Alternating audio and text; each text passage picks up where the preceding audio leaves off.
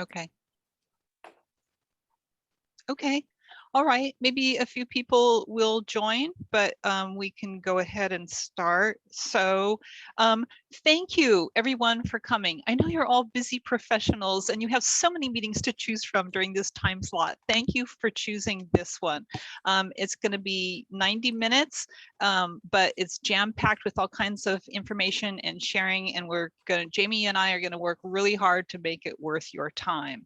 And so I am Maureen Nelson, Administrator of Workforce Development Board, and I'm going to turn it over to my co-host, co-facilitator, Jamie Jeanette. Thank you. Hi, everyone. Jamie Jeanette. Some of you are familiar faces, and I haven't seen you since the before times. Some of you are new. I'm Jamie Jeanette. I am with Health, Housing, and Homeless Services with the County Homeless Program. Right now, I have a bunch of roles, but community engagement is sort of generally my role, kind of being that liaison between our system and the rest of the world. Great to be here. Yes. Okay. Thank you.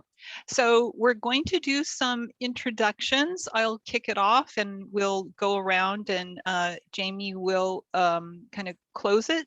I want to say that so the assumption is kind of that either you work in the homeless and housing services and maybe you're serving clients that are in need of employment career services, or you're working in the career and workforce development side and you have some clients who are needed homeless services, or you offer some kind of ancillary services, you add on to that because we can't do it all. And that's super critical and important.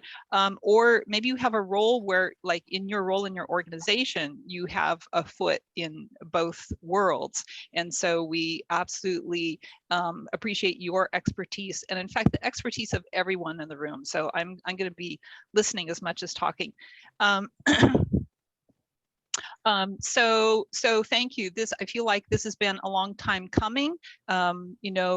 Groups in various worlds have met amongst themselves, but finally we're all at the table. We need to be at the table and start creating those linkages. So thank you. We'll see how far we get in this meeting. I gave my intro and we have a fun little prompt. So give your name, your title or role, your organization, and also what was your favorite cartoon as a child. And then after you share that, bop it to someone else, call someone else in the meeting, and that person can just keep it rolling. And then when we've gotten everyone, Jamie can bring it to a close. So my favorite cartoon as a child is this really obscure thing that I doubt anyone else knows about. It was called Tomfoolery, and it only ran in 1970 and 71, but it had this little song that was bibbledy bobbledy, that makes good sense. Good old nonsense. Ladies and gents, pennies are pence to me. And it had a lot of things from Lewis Carroll and Ogden Nash. Okay, so I'm going to bop it over to, how about Lauren? Hello, my name is Lauren Dalbert. I'm a lived experience consultant working on this project with Maureen and Jamie. And let's see here. I think my favorite cartoon as a kid was the Super Friends.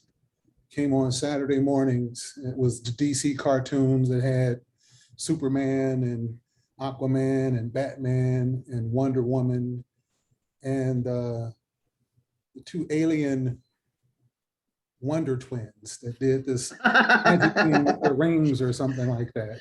Yeah. Wonder Twins activate. Yeah, that's it.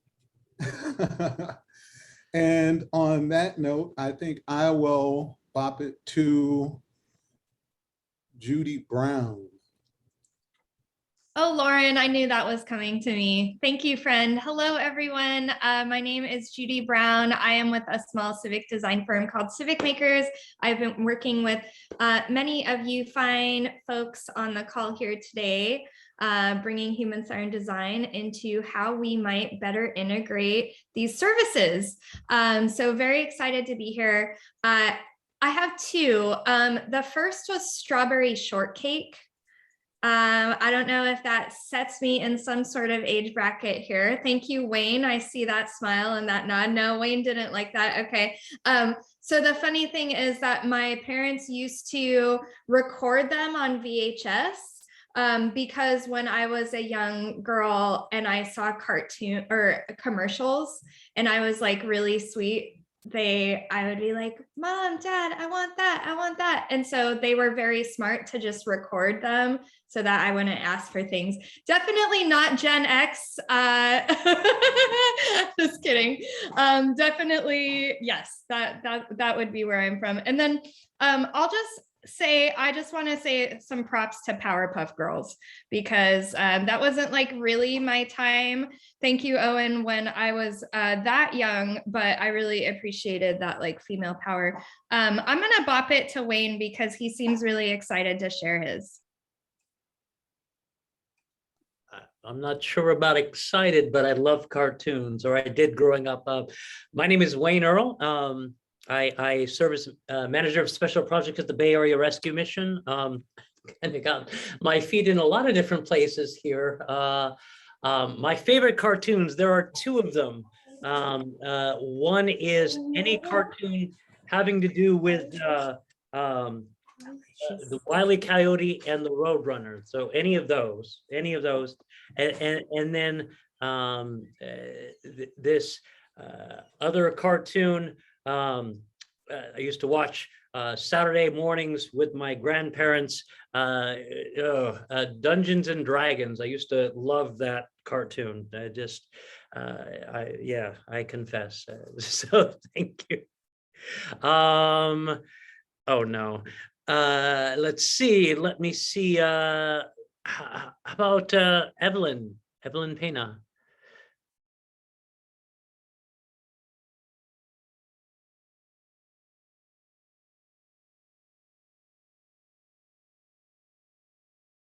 If folks need help unmuting, there should be a button, or if you've called in, I think it's *6. I'm looking for Evelyn to see if I can help her unmute. Hello, you There said we my go. name, right? Evelyn, sorry, I had a phone call on the other side. Yes, my name is Evelyn Pena, and let me put the camera, sorry. Hello, everybody. My name is Evelyn Pena, and I am a program coordinator at Lao Family Community Development. My favorite cartoon when I was a child was Candy. I don't know if you guys saw it here. I was back in my country, so I don't know if they televised it here. And it's about it's a Japanese show, and it was about a orphan child in her life as an orphan. So I really like that. So I'm gonna pass it to Owen. Thanks, Evelyn. And I've seen Candy when I was down living in Mexico. Candy was quite popular. So I know about Candy. That's a good one. Hi, everyone. My name's Owen Hershey. I'm the Senior Workforce Coordinator at the San Pablo EDC. So we're running our WIOA grant for workforce services and kind of stitching in a few other grants that we have trying to help people. As you all know, that's what we do in the nonprofit and public service world. I love cartoons. I still watch them, so I could talk for a while, but I won't. But among all the cartoons I used to watch when I was a kid, I still can't get past Bugs Bunny. It's just classic. I watch it now and I still laugh. You remember that one where somebody was cooking something with carrot and he just floated up out of his hole and was floating in the air, smelling the delicious carrot? That's what I want to do when I smell something really good that someone's cooking. So Bugs is still an inspiration to me. So yes, I'm going to pass it to my friend, Daryl Coachman. Daryl, wonderful to see you. How you doing, Owen? It's interesting that you picked Bugs because when they first came up with your favorite cartoon, Bugs Bunny was the first one. So I'm Daryl Coachman. I am the Reentry Employment Specialist, work for the County Office of Education and a member of Game Plan for Success program, working inside the detention facilities. I'm a Bugs guy myself. I can think about, Thundercats and, I love Wile E. Coyote. And there's a number of them. I was a cartoon kid, But the first person that came to mind was Bugs Bunny, because he always just got the best of whoever he was dealing with. So that's my guy. And I think I'll pass it over to Luna. Thank you, Daryl. How are you? So good. Well. Thank you. Good afternoon, everyone. My name is Lubna Hanif, and I am a Viova career coach, team supervisor with Rubicon programs working at Concord AJCC. And I have a team of 6 career coaches who are placed throughout Central and East Contra Costa County, and we provide Viova career and employment and training services. And my favorite cartoon was, I mean, they need no introduction, Tom and Jerry. So, you know, everybody knows. So those were consistently favorite throughout my childhood. All the time I was watching those ones. And I will pass it on to Christy. Hi, everybody. I'm Christy Deems. I'm with Rubicon, and I am a WIOA career coach. And I have 2 favorite cartoons, Scooby-Doo. Hello, who doesn't love Scooby? I think I just like all his snacks. And then also the Smurfs. I love a good Smurf too. All right. I am going to pass it to, I don't really know anybody, but Betty. Betty looks like she's ready. Hi, thank you. I'm Betty Geister Cantrell, Senior Director for SparkPoint Contra Costa. So when I was little, I grew up Catholic, and so we would have to go to catechism on Saturday mornings, which of course was prime time for cartoons. So, but I just remember my favorite cartoon, or one that came to mind, was Johnny Quest. And my brother and sister and I would play Johnny Quest all the time. And I was Jane, who was one of the girlfriend of somebody. I don't even remember who. And my sister was always Johnny Quest. So, and I don't remember, oh, my brother must have been Raji, who was Johnny's best friend. So we would play out our own little adventures all the time. I'll pass it to Michael.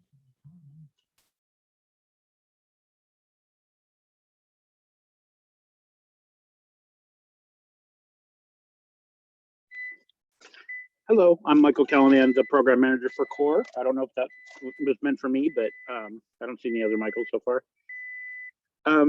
So the 2 favorite cartoons, actually it was Rin Tin Tin and Lassie were my favorites, but not really cartoons. And then I like Kimba the White Lion.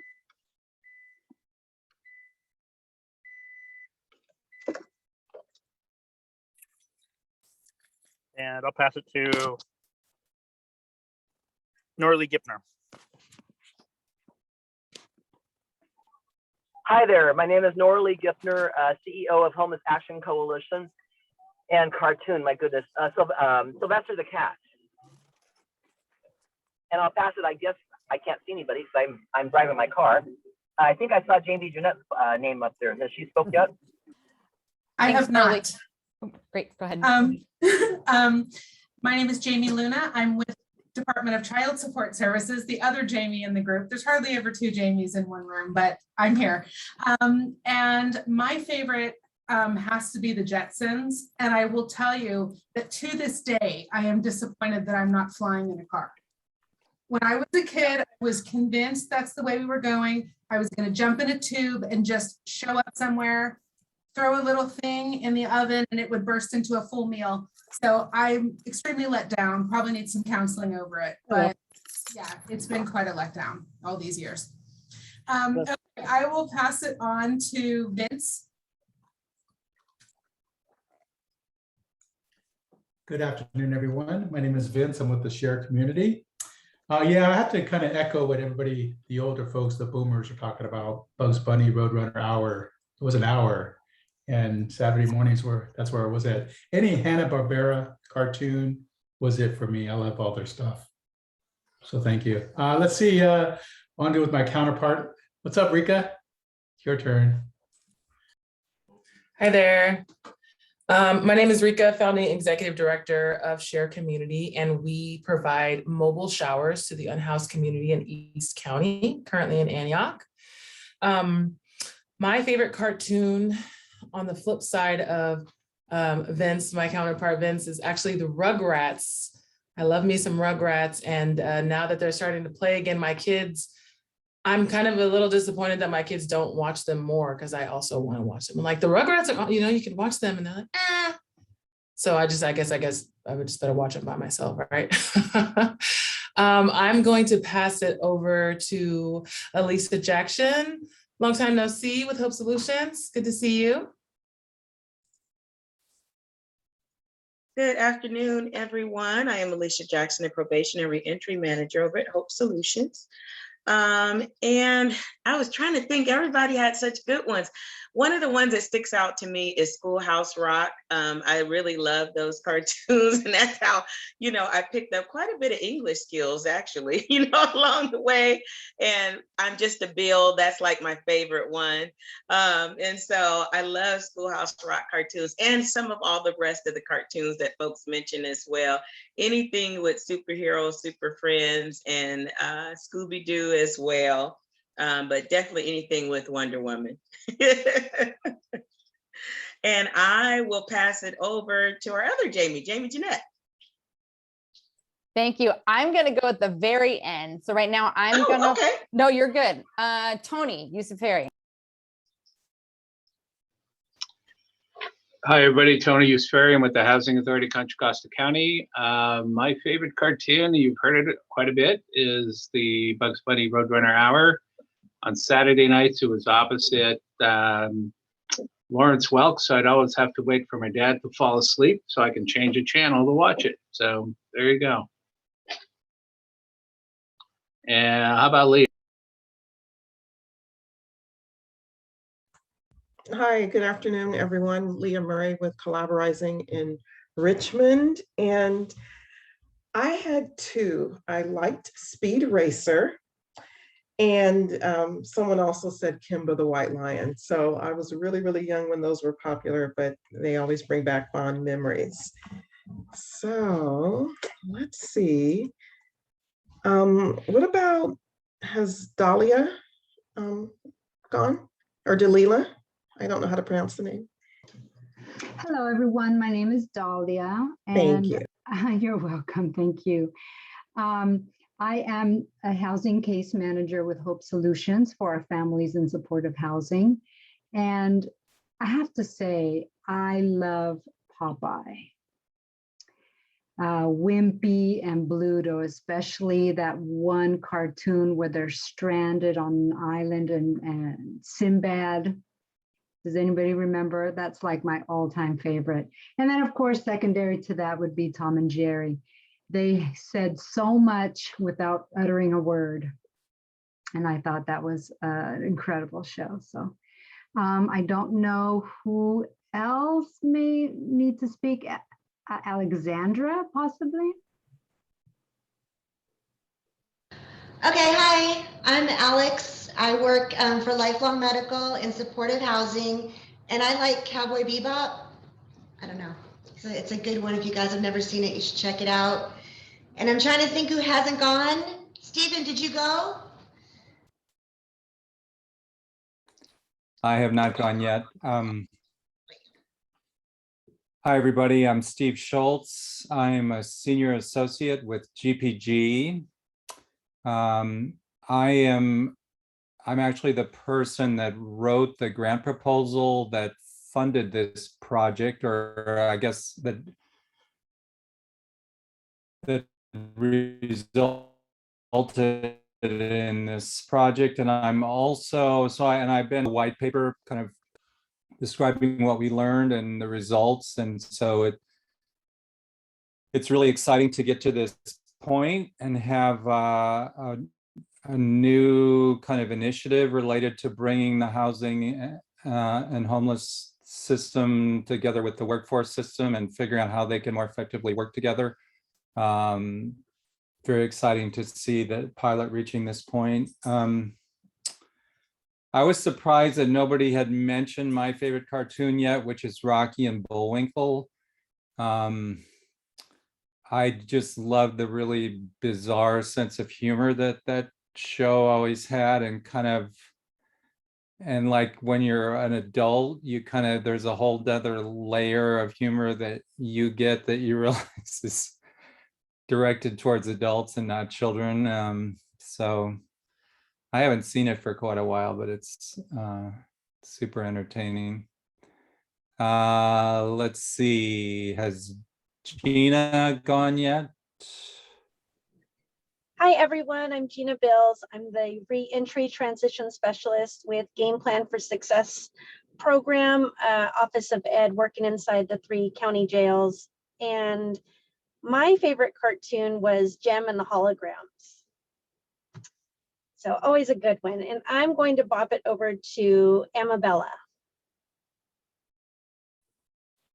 Hi, everyone. My name is Amabella Cummins. I'm a career coach at Rubicon Programs.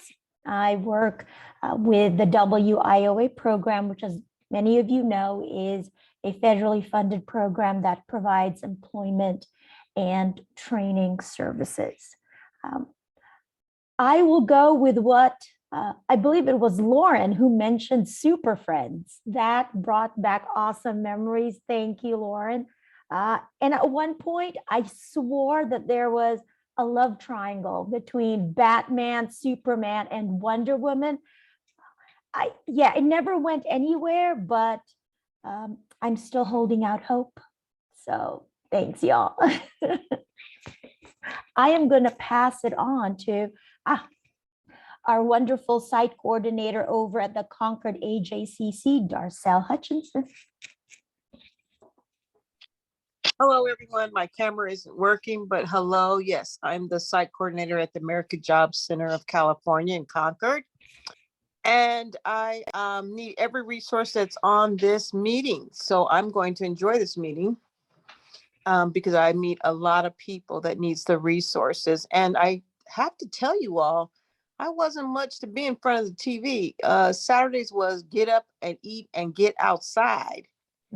Every cartoon you mentioned, I pretty much sat and watched and loved. Pee-wee, the skunk and the cat was one of mine I liked looking at. And I can't really see everybody. So let me see. I know Bill Shaw, Morgan. Okay, Lena. Bill. Go ahead. Okay, good afternoon. I'm joining late from another Zoom. Bill Shaw, Winter Nights Family Shelter, Executive Director. I think I picked up on what we're doing. Favorite cartoon? Probably Top Cat. Just remember his way he just did things. He's top of the world, even when things were going downhill. So I have to say Top Cat. And being in late, I don't know who I missed or who hasn't gone yet. Good, Bill. Let me help you. So I think we've got Bertha. I don't think Dennis has gone. Oh, good. Dennis, Rena, Dennis. Morgan. Okay, you can go with Dennis. Thank you. Oh, hi, my name is Dennis Rojas. I work for the Department of Veteran Affairs. I assist veterans with barriers, obtain employment. And a lot of the veterans I do work with have housing issues, but the VA has a lot of resources for homeless veterans. And I want to make sure that hopefully everyone knows what those services are in case they actually work with veterans. And my favorite cartoon is Kimba the White Lion. I think at this point, we should just let folks who haven't gone introduce themselves because I have lost track of the thread. I'll go ahead and go. My name is Raina Robinson.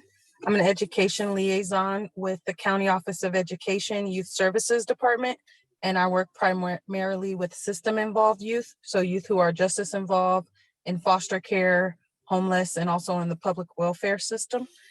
So my favorite cartoons, I just was loving hearing everybody talk about their cartoons. The two that came to mind for me were Captain Planet that was one that my cousins and I, we could all agree on. There's one TV, and if we turn to that, no one would be fighting anymore.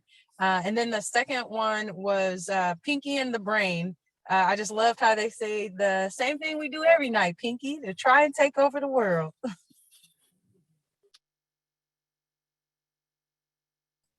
Awesome. Anybody else? Morgan, I think you haven't gone. Is there anybody else? And Morgan and Susan, I see. Susan Padan. Sure, I'll jump in. So my name is Morgan Perkins. I work with Hope Solutions. I'm their employment and education specialist, and very excited to be a part of this meeting. I've seen it develop through a lot of people's hard work. My favorite cartoon, we named a lot of good ones. Tom and Jerry's a classic. I remember watching that a lot of afternoons after school.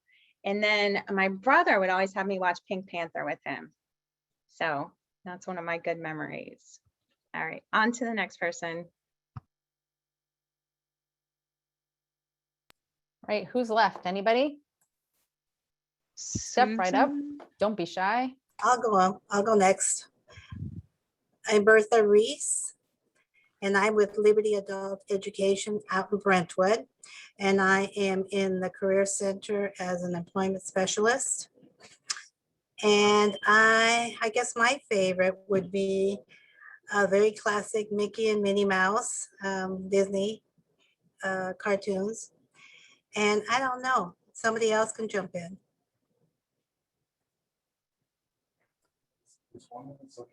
Susan, are you able to respond? If not, is there anybody else that has not gone already? All right, well, while we're waiting for Susan, I'll go. Flintstones, I see. So Jamie, oh, Susan is checking in by phone. So I was thinking about Richie Rich with his dog Dollar. I always thought that was a fun one. And then I have a 13-year-old, and he grew up watching two that I really like. So Backyardigans, love Backyardigans. Like I would watch it on my own. And I can't believe I'm going to say this, but the Barbie cartoon is hilarious because they make fun of themselves and how totally ridiculous the idea of Barbie is. So they're actually very, very funny. And Ken is like this just tool. It's very funny. So anybody else that we have not introduced? You can also introduce yourself in the chat if you don't have the ability to do it verbally. And I'm going to start sharing the slides. I'm so excited about this group of people. This is amazing. I'm going to share. Hold on. I'm having some connection issues, so we'll see how this goes today. Okay, so we did introductions. And now I'm going to turn it over to Maureen. And Maureen, you tell me and I'll be your Vanna.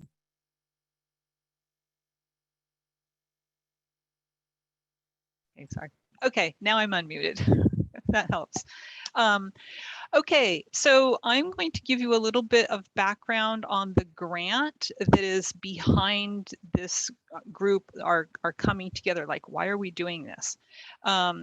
So we submitted a proposal to get a grant. The name of our project was Innovating with Human-Centered Design for Homeless and Workforce System Redesign, a mouthful, but it's funded by WAF, the Workforce Accelerator Fund, put out by the State Workforce Development Board, the CWIB.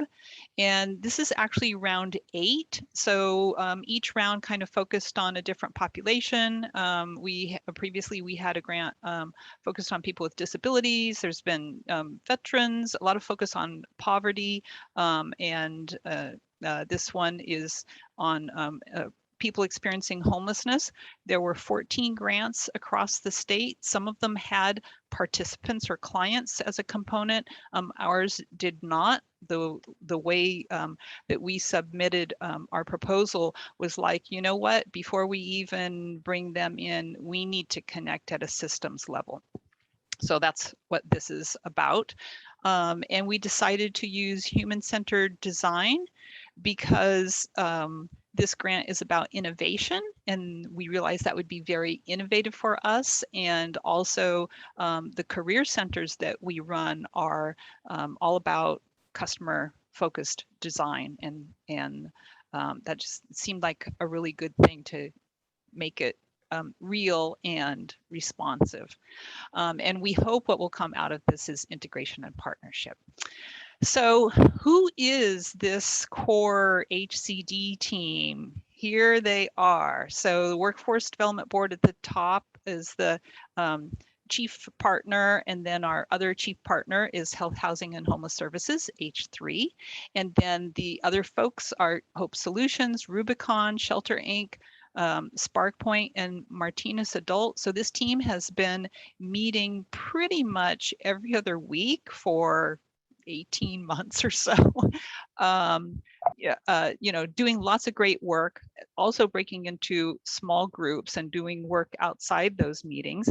And also the grant paid for a couple of lived experience consultants, and you heard from Lauren Dalbert, he is one of them. Another one is not on this project anymore. She actually got a job working in homeless services. I think she's part of the core team. So they have been very valuable to give their lens, their perspective. And then of course, because human-centered design can really go deep, it's an area of knowledge that has some experts out there. And rather than go it alone, we reached out to some coaches to draw on their expertise. We had a wonderful one, Amanda Damewood, in the past, and currently we have Judy Brown. So Judy is our, yes, she's waving there. She is our current HCD coach and has really helped us get unstuck and move forward and synthesize all our ideas and everything, and has been super, super helpful. So that is the team. And just a little bit more about human-centered design. So there are these phases: empathize, define, ideate, prototype, and test. We're in prototype. So empathize is listening to the voice of the customer. And we realized pretty early on that we have two customer groups: staff and end users, clients, customers, consumers, stakeholders, whatever you want to call them. And so we did a lot where we shut up and we let them speak. We interviewed people, we surveyed people. We really wanted to hear, like, what was the thing they most wanted that they weren't getting. And then we spent some time synthesizing that in order to define the problem. But as one of our team, who I think is not on this call because she had a conflict, she said, human-centered design is all about falling in love with the problem. So it's not like one and done. You keep kind of refining the problem and defining it throughout as you learn more and more, like action research. So we did land on a couple of things. So ideate is like brainstorming, but more than brainstorming because it includes the filtering and all that. But we just, had Post-its everywhere. So we had hoped that we were going to be meeting in person, but because of COVID, everything was virtual. And I'm super impressed how people came together and used all these virtual tools that Lauren was very helpful, helping us learn how to use. And just, he did like hours and hours of work kind of organizing all of our thoughts. But we did some multi-voting after the brainstorming and, came up with some things that we really thought would work. So there's some decision-making, because you can't do everything you want to do, can't chase after all the ideas. But we did use, so the model on the right side of the slide, desirability, feasibility, and viability, we try to use that as our filter. What do people want? What will work? Sometimes feasibility is like, can we afford to do this thing? And viability is like, what's going to happen going forward? In the middle is the sweet spot. So, something may be feasible and viable, but if no one wants it, like, that solution will not be adopted. So we found a couple of things that we thought were in the sweet spot in the middle, and we are prototyping them. So we have two work groups. One of them is this HWIN. So the work group I'm in is all about responding to what we heard from staff. We don't have a place to connect. We want to come together at the same table and talk things over. And then the second work group was more focused on solutions for clients. And so I'm going to call on Morgan Perkins because she was part of that second work group. And if you could say just a little bit about your journey mapping and so on. Go ahead. Sure, thanks, Maureen. So our prototype, kind of how the HWIN meeting is looking at providing assistance to us as service providers. Our group wanted to look at it from the client focus side. And we have this great, huge idea of creating a journey map that will identify all the programs out there and all the different processes our clients can take to get services. But, as Maureen said, we kind of have to narrow it down within the framework of the grant and what's feasible. So for this one, we decided to focus on young adults 18 to 24 that are in a rapid rehousing program at Hope Solutions, and to team up with the Workforce Development Board and WIOA Youth Services for co-enrollment. Figuring out how best can we utilize workforce development services in the county and unite that with our housing program and build kind of an ongoing, tightly knit collaboration that'll help guide the client through their journey. So one of the things that we learned from talking to our clients, our housing clients in rapid rehousing, is that when they come into our program, they're at a state of high level of crisis coming from being unhoused. They're also entering into a new system where they have to learn to manage the system and work with so many different people. They're working with CalWorks, Welfare to Work, housing navigators, case managers, employment specialists like me, getting jobs, getting moved in, finding daycare for the kids.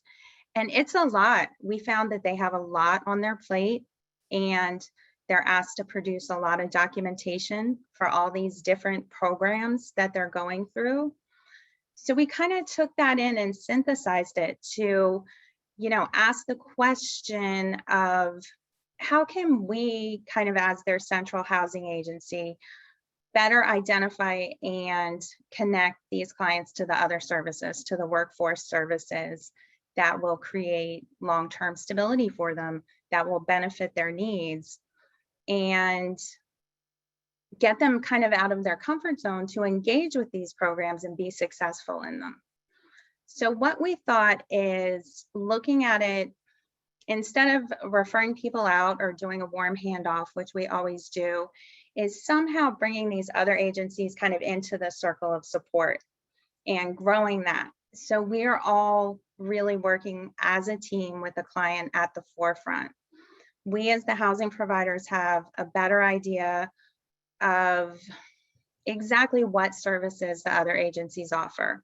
And because we know our client's history, we can better identify which services they need and what supports they need to kind of seamlessly travel through those other programs.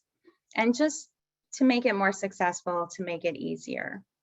So with our prototype we've done so far, we teamed up with the Youth WIOA, and it gave us at Hope Solutions such great insight into the exact steps that our youth client would go through to get enrolled in the program, what the program offers for them, and kind of just every step of the system. So that gives us the knowledge and the tools and the skills to really support our clients and encourage them to join that program, to be a part of it, to put something else on their plate. And, hopefully it'll be wonderfully successful. For the clients so far, it looks like we had one client who attended a kind of group team intake meeting. There was myself, the client, case manager from Hope Solutions for housing, and then the case management or employment specialist from WIOA Youth.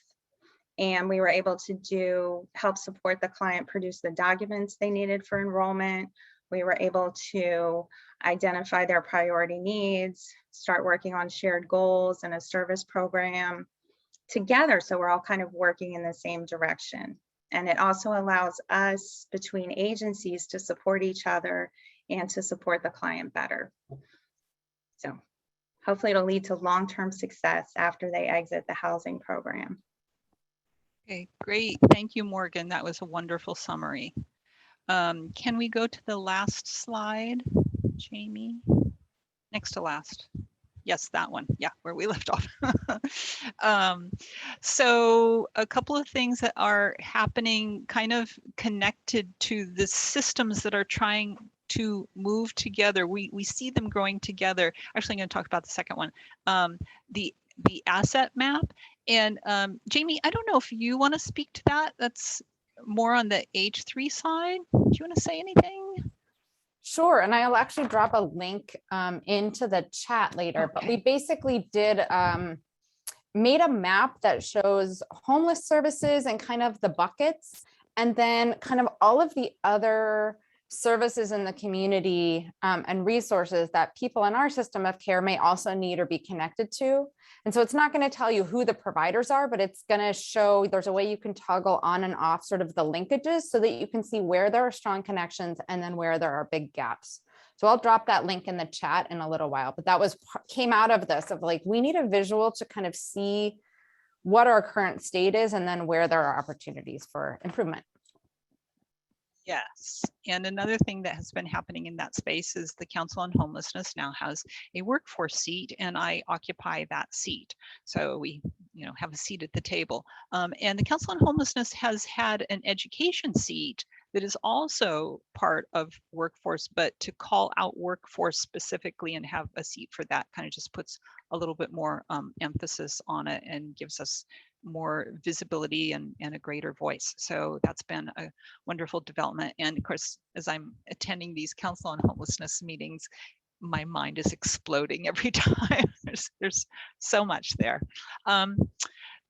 Also, this grant has funded some cross trainings that we've had. They are recorded. So I guess we could send out the link on that as well so people could go through it. And that has been really eye-opening for each side. And then there has been housing and work peer learning communities with the grant. So all the other agencies that have received the grant attend, and there's guest speakers. I think they were run by Heartland Alliance, and they had panels, and so a lot of cross-pollination and just sharing ideas and all that. So that was really helpful. And then the two work groups that I already spoke about. Okay, so last slide. So our final steps are testing and implementing our solutions. So as Jamie put in chat, like, you're in the prototype now, you're in the matrix. The HWIN is the prototype, and the next phase of testing and implementing would be kind of refining that, but we'll get to that at the end of the meeting, like who wants to take it forward. And then also we plan on having an employer education forum on February 8th next year. I have not sent out the save the date, so I'm still, writing my announcement on that. So you haven't received anything. We just landed on a date very recently. In the past, we have had employer forums focused on people with disabilities, reentry, and so on. They've been in person. This will be the first virtual one that we'll have, and so it will be kind of small, 90 minutes or so, but we will have some employers who have hired people experiencing homelessness, and some people experiencing homelessness, some employees. So we're looking forward to that. You'll hear more about it. And then finally, as Steve mentioned, we're going to gather all this good stuff that we have learned and done, and he's going to pour it into a white paper, maybe with Judy's input. And so other areas can replicate and scale our great work, and we share it with the world. So that's about the grant. And I will hand it off to Jamie, back to Jamie, to share survey results. So in that theme of the matrix, we are going to talk about how some of your feedback is helping actually shape the development of this meeting and hopefully future meetings. So we put out a survey probably 6 to 8 weeks ago and asked a bunch of questions. And I want to show you, we got about 45-ish responses. And what I want to go through is just show you some real quick snapshots of the feedback we got so far about if people are interested in this kind of a network meeting, what they might want, who they think should be here, how often, all of that. So we asked sort of these buckets of like, okay, so what things would you be interested in having every meeting? And so, yay, we already did one of them, which was introductions. And you'll see the theme through a lot of this response is really like this. People want these meetings to be a place to network. So it's not just like you push play and you get a big information dump. Really want it to be an opportunity for exchange. So you see number 2 is really information exchange. Again, and we're going to talk about this later, but like at the end, right? Do agencies do report outs? But then also one of the things people said they wanted was shared problem solving time. So figuring out really some time in these meetings to like workshop, are there certain things that everybody's struggling with? And can we figure out how to struggle, how to work through some of that? Or maybe somebody brings a problem and we all help think about it. So this is one of the things we're thinking about for structure. So one of the things we thought about too was like, well, should these meetings have a sort of project that's like a deliverable? And so if we did that, the things that people would want include a directory. And sorry, it cuts off, and it's basically like a directory of like the universe of services and connections. That's a little more detailed than like what you would find in 211, but helping just map out again, like what is out there. Also developing training or materials for service providers and then other. And so what the other looked like, some of the other suggestions were really, again, this sort of relational piece of like building teams of 2 or encouraging this cross-sector relationships, looking at data together and asking questions about what we see, again, about, our sort of 2 sectors, but also where things overlap. And then more about that, figuring out, again, some infrastructure for how do we connect with each other in a better way. We asked about like the meetings themselves. So should each meeting be just standalone? Should there be a theme? And so folks were a little all over the place. But we said, if there were topics, are there particular things you would like to see? So I know this is very bad form for a slide. You don't have to look at all the detail. But I wanted to pull some of the comments. So there's buckets. So there was like a whole theme about like employment and employers, which not a surprise, but also maybe some focus about like specific populations. So doing some themes about different populations, whether it's, youth and young adults, folks that are justice involved, looking at LGBTQ populations. So sort of thinking about maybe through different populations. Looking at housing. Again, no surprise, this is HWIN. Engagement, so thinking about like what are ways that we could like sort of market and or like engage folks to connect with our services. Collaboration, lots about collaboration, and then sort of miscellaneous. So one was provider self-care, and that's a theme that's coming up everywhere, right? We're all like real crispy. So how do we figure out how to take care of ourselves so that we can be of service to our community? And then maybe like if there were any sort of like big events or health or service fairs, maybe we would use some, additional time for planning and stuff.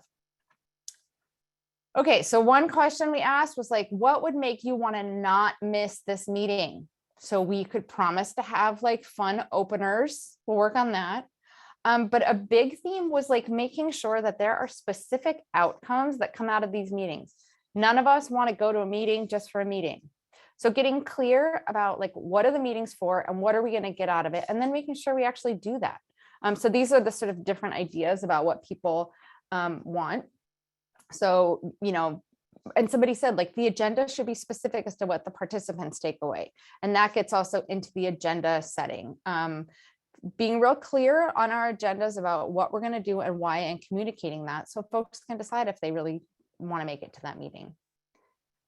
People want to see innovation, right? We don't want to have our same old meetings we always have. Again, thinking about creative ways to bridge our sectors. Training. So logistics, there were some good suggestions about logistics, and we'll talk about that like in person versus remote in a minute. But again, a lot about collaboration and networking and resource sharing. So making sure that this is really a valuable place to do that. And today we are doing a lot of talking at you, but we're going to have some conversation time in a minute, fear not. Again, terrible slide, don't look at it, but just wanted to sort of dump some of the stuff from the report of like additional feedback. And one, there were a few that I thought were really interesting in here. So like making sure the group agrees on key assumptions that we're making about like how we're even approaching this work. So like, does the network use a systems view on the work, or do we use a client-centered approach, or how do we want to collaborate, and like, how do we do that and why? Like there might need to be some level setting in the beginning. We've done some work as a, this sort of like pilot collaborative group, but I think for this to be useful, maybe we do some of that work. Let me just see if there's anything else specific. Oh, so another one, and this, I think I don't struggle with this, but I see this come up in meetings a lot. So a lot of it to me is about like different ways that people process information and communicate. So like, I'm a big talker, I think out loud, I raise my hand a lot, I'm always in the chat, right, in these remote meetings. Some people don't do as well in big groups like this, or they may be struggling with, having, being asked to think right away to answer a question versus having surveys. So I think there's some ways that we can think about how do we accommodate people's different learning styles and ways of participating in groups.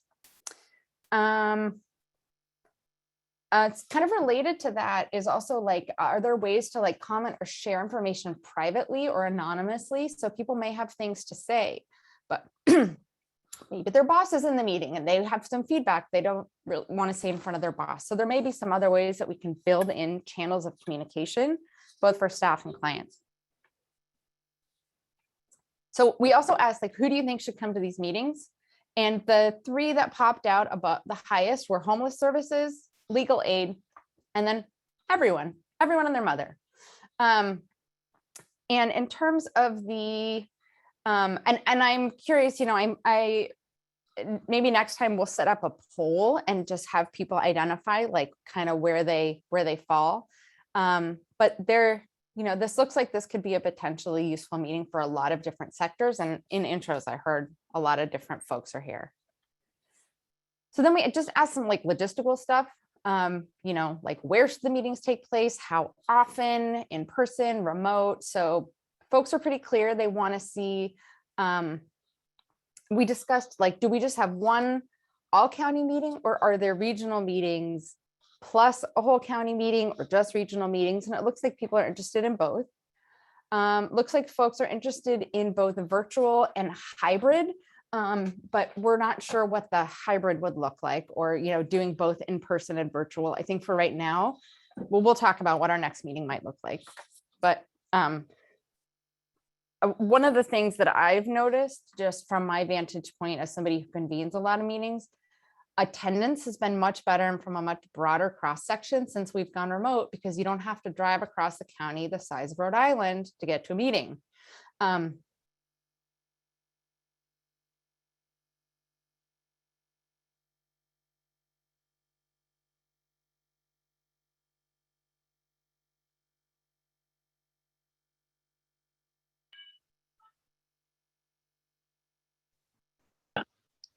I think Jamie froze. Okay. Illustrating the downside of the remote meetings, yes. Yeah, Jamie, you're still there? Well, I actually wanted to jump in and say something, so let me take up the dead airspace here. Hola, ¿tu novio? So Oh. this Pásale. this H-Win is Hello? hello? Yes, coming in. JD, somebody looking for you. Where's Firma, please?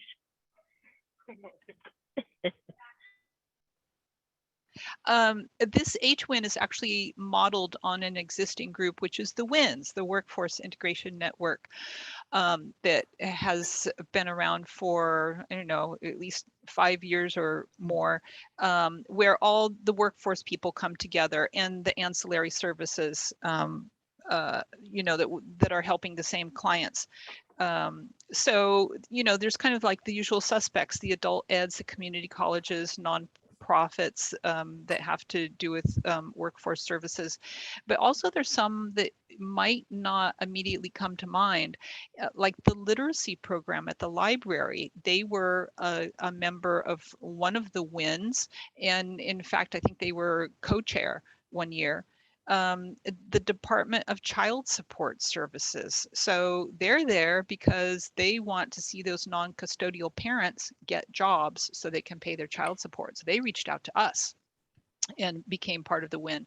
And of course, reentry, and others. We had some mandated partners in our world, and then some others that just really made sense to bring in as well. So is Jamie back? Can you not hear me? Good. Yeah, you kind of froze for a while, so I just jumped that in and I stinks. was saying Sorry. how. Yeah, no, that's okay. I was saying how the H WINs are modeled on the WINs, and I was kind of explaining a little bit more about that. So I go heard ahead. all that. Sorry, I'm having connection issues at the office, ironically. Oh, okay, go ahead. Is my screen still sharing? Yes. Okay.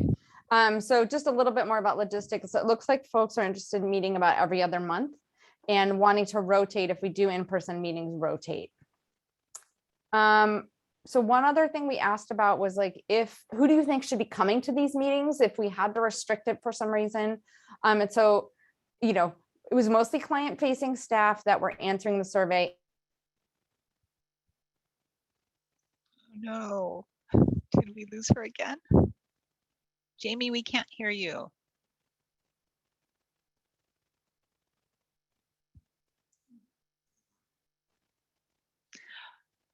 Okay, well, I'm going to say a little bit more. So the WINs had guest speakers, projects, or, some problem solving time.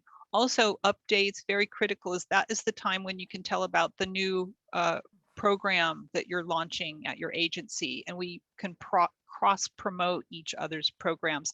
And then just that informal networking, as was mentioned, at the end of the meeting, people may be walking out to the parking lot together, or they have a little meeting after the meeting, like, hey, let's talk about this client group that, I think we can get together and help solve this and make those connections. And that's just as valuable as the formal stuff that goes on in the meeting. So Jamie, are you back? Am I back? Can you see me? Yes.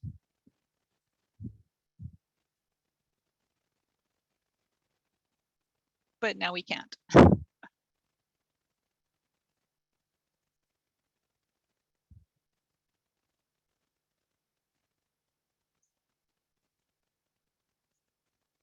Maureen, can you hear me? Now I can, but there was silence. I think you should pull up the slides because I don't know what's happening with the network in my office. Oh, okay. I'm sorry. Did you get to the end of the slides? I got through the survey. Well, I got through the survey on my end. I don't know what happened for y'all.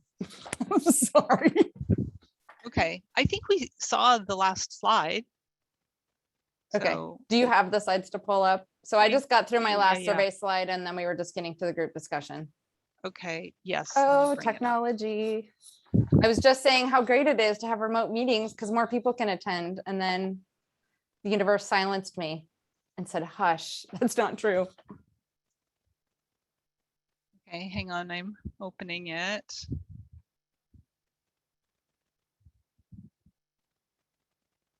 Okay, so let me share.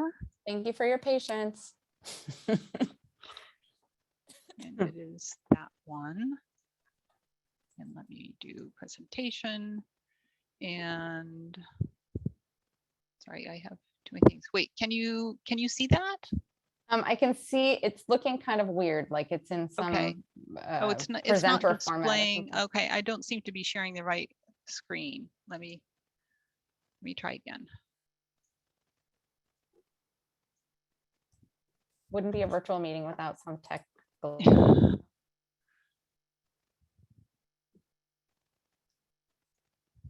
Presentation.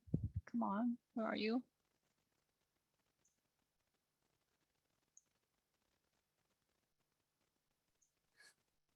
Everything went black. Okay. Oh, well, you were kind of at the end. I mean, the last thing is next things to decide. And that's actually on all of our agendas, I think. Sure. And I'll turn my video off and I'll try and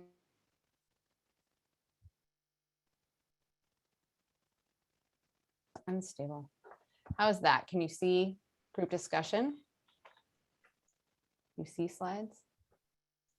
I see you've started screen sharing. I see. Okay, yes, things to decide. I can see that. Okay, I'm gonna let you talk on this one because. Okay. Okay.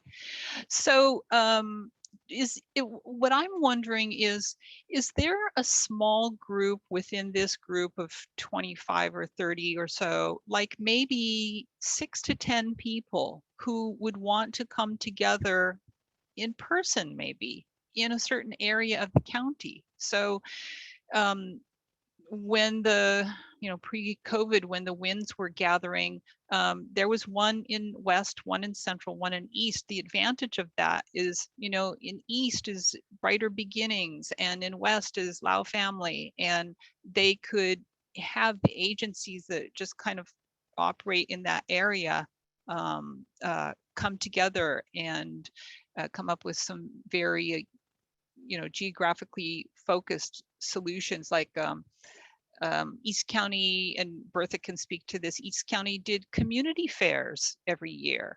And I think their community and job fairs were in West, but it was helpful rather than have like a really large group, a small group to do it. So I'm wondering if there's anyone interested in doing that. And speak up.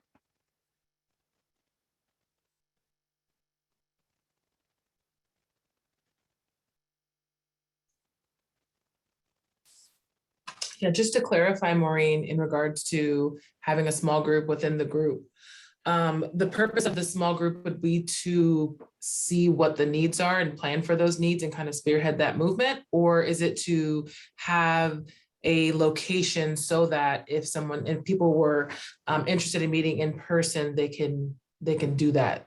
So can you just clarify a little bit when you say if we're interested in doing that? Yeah. Can you clarify a little bit what that looks like? Yeah, so it would be another meeting just like this meeting, but instead of being remote and everyone across the county, it would be in person and just in one area of the county.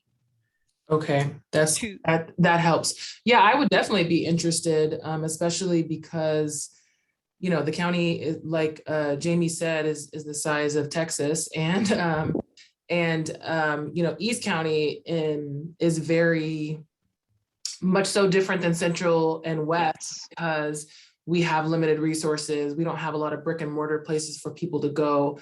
And the things that are happening in East County, operational wise and service wise, isn't necessarily always happening in Central and West. So yes, I would be interested. Absolutely. Okay, yeah, and it's kind of like there's 3 different economies. I know in East County there's a lot of agricultural, and in Central there's a lot of business, and in West there's transportation and logistics, and like 3 little countries. So it's helpful to be able to focus on what is relevant to your area. And if there's not a place that, I can help brainstorm on places that might be available to meet, like maybe the adult school or some of the city buildings in Brentwood or something like that. The space is kind of the easiest problem to solve. Mm-hmm. So. Just a question. I don't know. My first attendance at a meeting like this, and meeting for what purpose? For example, my organization will never be provided. So the long and short of it is that I've got that in our programs, our graduate programs, men and women have graduated and they're seeking to get their lives together. And so my point and purpose attending something like this would be to facilitate relationships with organizations that could provide job training, that could provide all of those things. And so in a meeting, So that would be my goal and our goal as an organization. In any of these discussions, we don't have workforce training or development. We're sort of on the other side of that. So if it could be more clear as to what would the purpose of the meeting be, that would be helpful. Yeah, so good questions. When the wins came together, each win kind of focused on a different thing, just what that group felt they needed. And definitely, I remember specifically in West, but probably in Central that happened as well. They wanted to create like a little directory of the agencies that were members. So we at least had the information on how to refer and what the services they offered were and what the eligibility was. And we're all familiar with 211.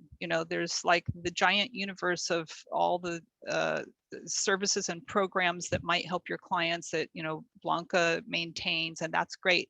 But what if we just wanted to focus down a little bit more and just a smaller group, a smaller resource, a subset, so that we could refer. So, one win developed a referral form and decided what they wanted to have on that referral form. One developed the directory. The other thing that happened is when people were physically meeting is that they rotated the meetings around the location of the meetings to the different agencies that were members. And the advantage of that was that if you were going to host it like us, the Career Center, the AJCC here at America's Job Center of California, you had the spotlight. You could tell about your programs, you could take people on a tour, you could introduce your staff, and that was helpful just for you promoting, but also for all the members to see, like, how hard is it to get to you, and where is it, and if I were going to send a client there, what would I tell them about? And so it was kind of helpful to rotate the meetings around to the different members. And then also you can decide what you want to focus on. Like I saw someone in chat saying like, well, what about mental health? So you could do that arc on mental health services, and the arc could be like maybe just 3 meetings or something. In the past, workforce focused, we've had arcs that had to do with economic development. So the Career Center coordinator some years ago, every meeting that she led, the guest speaker was someone from the economic development agencies of the local cities. And they were talking about what businesses were coming into the cities, what employers were coming in, and who are hiring. See, so that was very helpful. And then another arc we did was youth. We had 3 or 4 meetings just on youth services. So each group can decide what they want to do.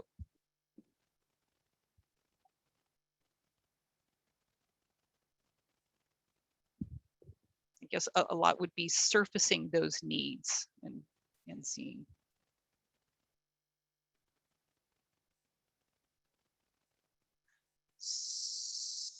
So, and it certainly could be remote, but I was going to ask and see if there were enough brave souls who wanted to come together in person.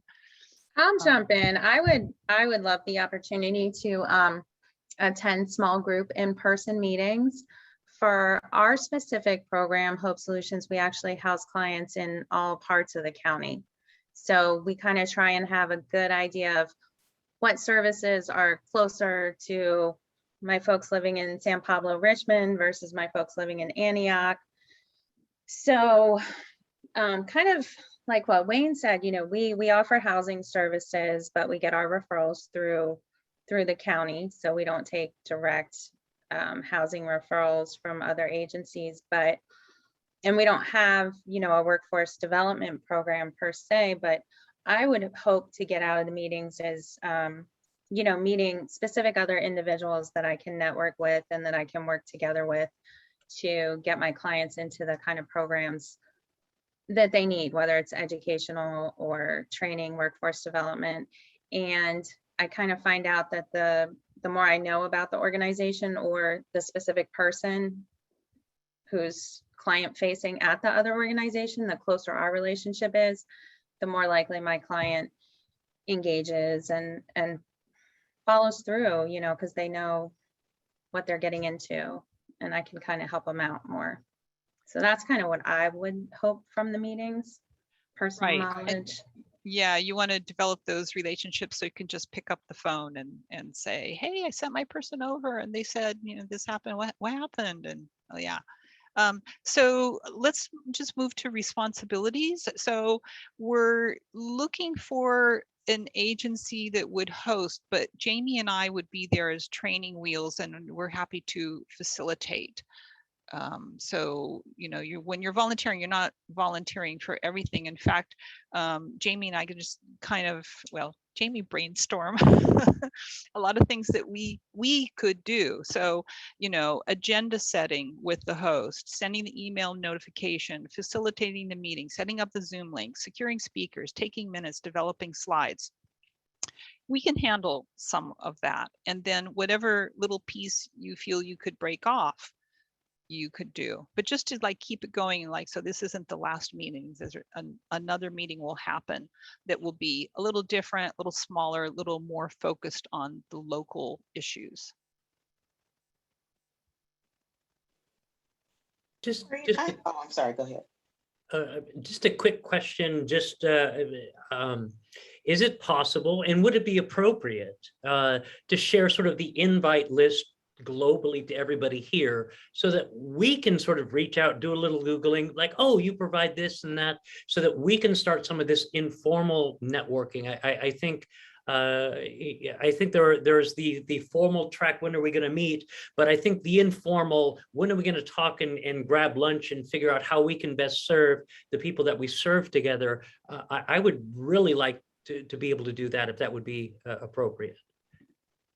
Yes, if that's okay with everyone. Maybe if you don't want that list sent out, let us know. Otherwise we will. And Maureen, I think that that's ideal, especially for me. I'm again with Department of Child Support. So I am one of those that's floating out, and our office might be in your client's way because of our enforcement actions. And so I want you to be able to pick up the phone and call me and say, you know, I have worked with Charles Brown and I worked with John Lee at the Bay Area Rescue Mission with a regular gig. And he'll call me and say, we got a new gentleman in, he has a child support issue, what's his deal? And we work through it right then. That person is not if it means we have to modify it because he's going to be in program for a year, then we do what we have to do. If we're holding his driver's license and that's why you guys aren't able to get them a job, I want you to call me because I can do that release. You know, there's a lot of different things that we can do. So as I'm listening to us breaking out into small communities, I think there are some of us maybe in the group that we might not be part of that group internally, but we're more kind of overarching to everybody.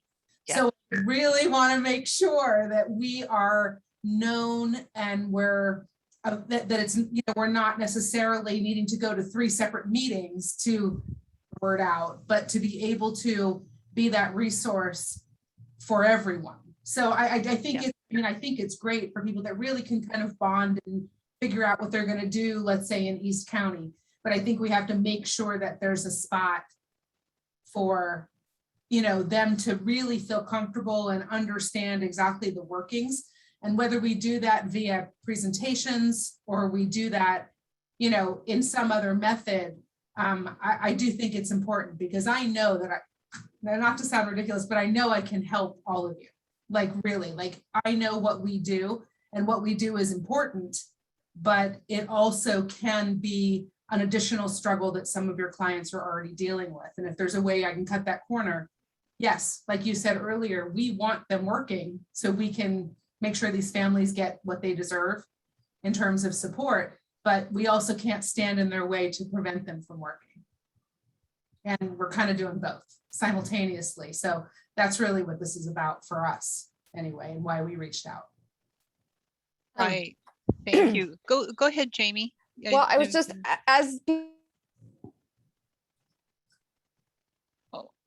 Oh, we can't. Poor baby, she's having a rough one. Yes. Okay. So you can see in the chat, she said she can create a Google Doc roster everyone can access and put their information into. And then Susan says, it'd be great to find out the referral process for other agencies. Yes.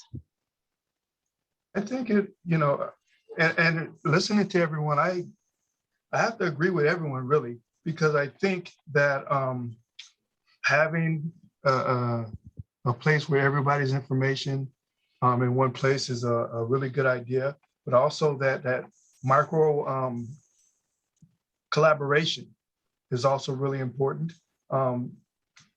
Actually, the reason I'm here, because I would love to be in the West and going to go to an East meeting, but you know, we have people that go to all three areas of the county as well. So I would feel if I only went to the West or the East, I would miss out in Central, you know, and I don't want to miss out on anything. So I am definitely interested in collaborating with everyone, because I did go to the WIN meetings and it was very helpful, just along the lines of that networking. And that's really why I'm here, because what we're trying to do, I'm a reentry employment specialist, but as we all know, if there are barriers in the way, like homeless, mental health stuff, or substance abuse stuff, they're not going to make it to the job or go to school or get into training anyway. So a big part of that is to try to help remove those barriers. And housing for our people is huge, just right along with substance abuse and the mental health stuff, undiagnosed or unmanaged mental health stuff. All right, thank you, Daryl. So anyway, we can send out a survey to identify key issues and then, you know, develop the format or process for the future. Maybe the next meeting should be virtual again. I don't know.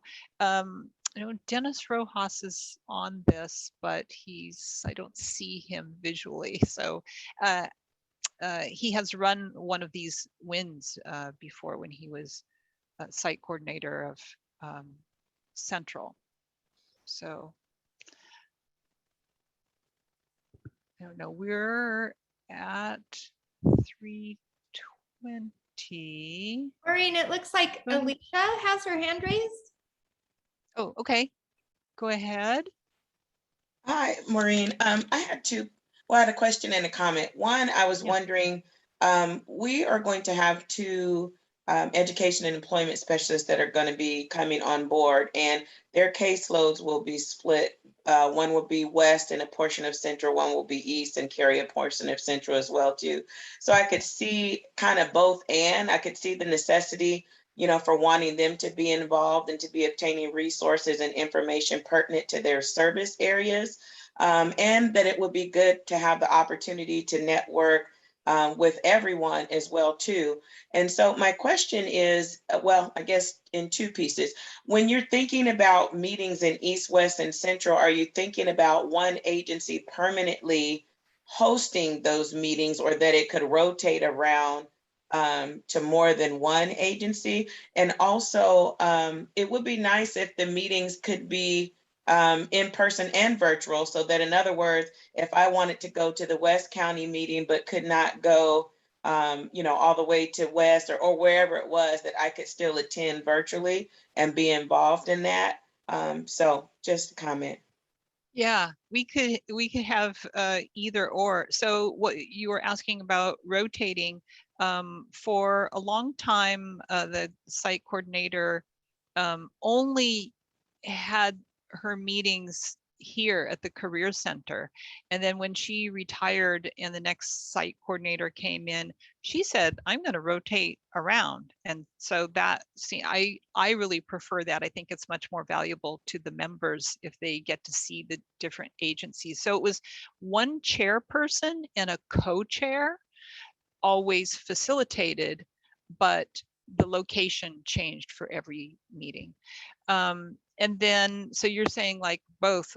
So we talked about like, well, is it possible to have something hybrid? That can be hard because, you know, if you're at a very long table, you can't see the person at the end. So, but, you know, maybe they alternate. So the WINs were usually every other month. And so maybe you know, they're in person and then they're like this virtual, and then they're in person and then they're virtual. They could alternate like that, so you get both. And Well, and then I was wondering, so, I mean, were you looking for people to volunteer to permanently host in a segment of the county, or could it go around to more than one agency? So not permanently host for this question. It's just who would like to host the next meeting, just the next one meeting.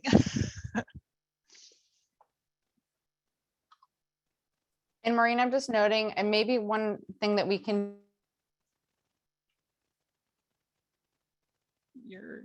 We heard you for a second and then you were gone. Maybe you could put what you want to say in the chat, because we're losing your audio, Jamie.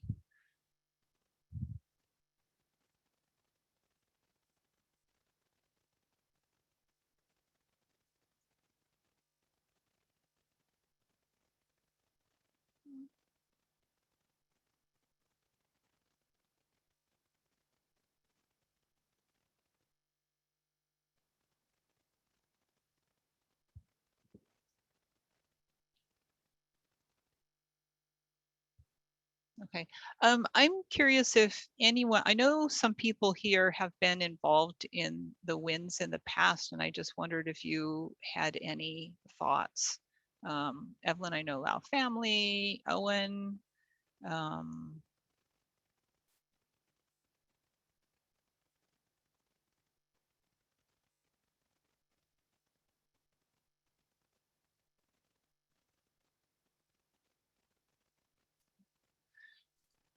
Okay, or maybe it's time to end the meeting. We're almost at 3:25 anyway.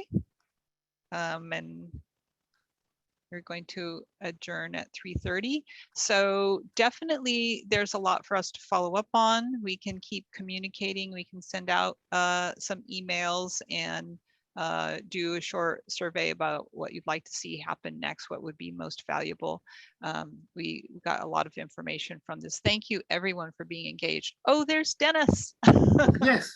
Hi. Yeah, so Dennis, you are someone who has led the WINS in the past, right? And I just wondered if you had any thoughts about you know, the value of having the in-person thing, the value of rotating around. Do you think the next meeting should be something like what the traditional WIN looked like, or virtual like this, where it kind of involves everyone across the county? I just wondered if you had any thoughts or insight. Oh, thank you. Yeah, I think it's good to have them like this, where you get more people to come, because it is better than driving around. But one thing I know when I did the WINS is that it does require strong leadership. Somebody really does have to take the helm and say, okay, I'm going to make this happen. And if you don't have anyone who steps up to take that leadership role, it's not, you know, that's just one thing I learned, is that someone really has to take a leadership role in it for it to move forward. And if no one does, it doesn't move. Yeah, you need a chair and a co-chair to help out. Yeah, and they really have to be committed to, you know, sending out the emails, sending out the reminders, putting the agenda together, and really involving everybody, because it's really hard. Everyone's so busy, and if there's no one taking the leadership, it could just not, it could move very slowly. Yeah, securing a presenter if that's what's wanted, and you know, keeping any projects going or something like that. Yeah, okay. All right, so Jamie, I see you again. So I think we're about done. Any last words from you? And I said you could put it in chat if we can't hear you. We'll do a lot of follow-up. So just thank you for everyone for coming. Thank you for your attention. Thank you for your ideas. And you'll be hearing from us soon. Looking forward to it. Okay. Have a good Wednesday evening, rest of the week, and Thanksgiving. Thank you. Thank you. Thank Okay. you. Bye.